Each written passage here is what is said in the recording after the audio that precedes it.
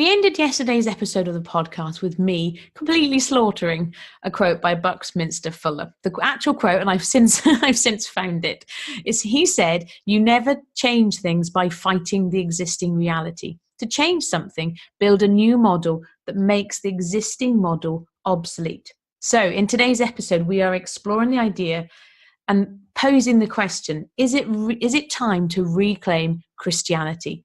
I am your host, Elle Edwards, positive psychology geek, mental health champion, founder of the Faith and Business Playground. I'm on a mission to inspire and equip other Jesus lovers so together we can reclaim what it means to be Christian.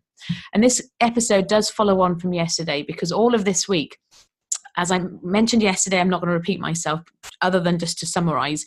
I was challenged a couple of weeks ago around why I struggle with the label Christian. I dug into some of that yesterday. If you haven't listened to that, by all means, go back and do.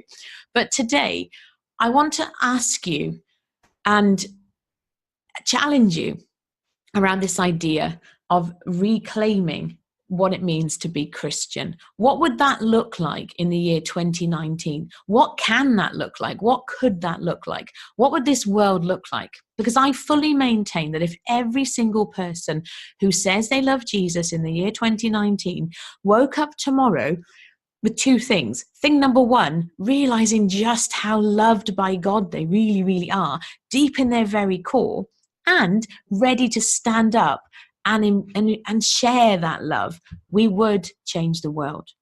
But we're not. Right now, if you were to ask most people on the street what it means to be Christian, they might say Christmas, Easter, stuffy suits, judgment, lots of rules. We're not empowering and equipping and loving on anybody, generally. You know, as an institution, the church is struggling. When the reality is, the church in the Bible is described as being the bride of Christ. One day, at some point in the future, when Jesus comes back, the church, that's made up of you and I, the church is Jesus's bride. Now, if you are somebody who is in a relationship, and you're in a romantic relationship, whether you're married or engaged or just boyfriend and girlfriend, that love that you have for your partner is just a small inkling of just how much Jesus loves the church. And right now, I'm putting words and imagery in his mouth, but right now I imagine Jesus there weeping because the church is doing such a struggling and such a challenging job of really loving him and being that beacon of love into the world. And so, like Buckminster Fuller reminds us, we're not going to change things by fighting against the church as it looks like in the year 2019. Instead, I believe we are here to reinvent, to reclaim, to build a new model. Now, I'm not about to suggest that we knock down all the churches, and that's not what I'm talking about. This does start, as much as the church is made up, is a collective body, it's made up of individuals. And I came across this idea a few weeks ago that, Song of Solomon is quite graphic in places, not explicitly so, but some of that imagery.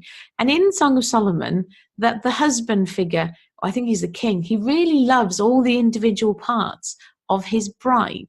And what that tells you and I is that, yes, Jesus will come as the bridegroom to love on the church, his bride. However, he loves on each individual part of the bride. And those individual pieces are you and I. And so that reminds me and encourages me that actually, yes, we are loved collectively as the church, in inverted commas, because you and I all together make up that church. But we're also loved as individuals as well. And so, like I say, we're not going to be knocking down churches. This isn't about giving anybody a hard time. Instead, what I believe I am here to do with you is to equip and inspire so that we can stand up and actually be that shining beacon of love and delight in the world. And the reason I very specifically love working with entrepreneurs, with small business owners, is because you are in a very unique position. One of the reasons that most people I speak to anyway, the biggest reason why most of the online entrepreneurs, online business owners in particular, they started their own businesses for the freedom. And what's lovely about that freedom is it means we can pick and choose. We can pick and choose who we show up to work with. We can pick and choose how we show up in the world. And so, in order to build a personal brand online, for example, you have to put yourself out there. And so by putting yourself out there, you're raising your profile. That's the reason why I particularly, I love working with all Christians, but the reason, and I'm happy to share this podcast with everybody, but the reason why I very specifically am giving that call to action to Christian entrepreneurs is I do believe that we are in a very unique position because we have that freedom. And we're able to rise up and express ourselves in a way that maybe you can't do if you're fighting, again, in a job. That said, if you're listening to this and you do work for somebody else, you are also called to be that beacon of light and loveliness and delight. So don't please for any minute think, oh no, well, I'm not an entrepreneur, so there's no point. No. Every single person, remember what I said at the start, every single person who loves Jesus was to wake up tomorrow full to the top with that love and ready to express it. We would change the world. And that's what we're here to do. That's what I believe I am here to do with the Faith and Business Playground. And I'm finally ready to embrace that label with your help. I don't want to do it on my own. I cannot do it on my own. And so if you are somebody who shares those frustrations, like I said yesterday, raise your hand, let me know. And let's come together so that together we really can reclaim what it means to be Christian. And of course, like I mentioned earlier, if you are an entrepreneur who has a big project of some kind, I often work with entrepreneurs with their books, but I've also worked with entrepreneurs to get their websites finished, for example. If you have an important project that you're struggling to get finished, you and I should talk. I have a service called Rent a Boss. 90 days, we get that book done so it can get out there and impact the world. Or we work together and you help you hire that team. Whatever that next step is that you need to take, and I'm here to help you get it done.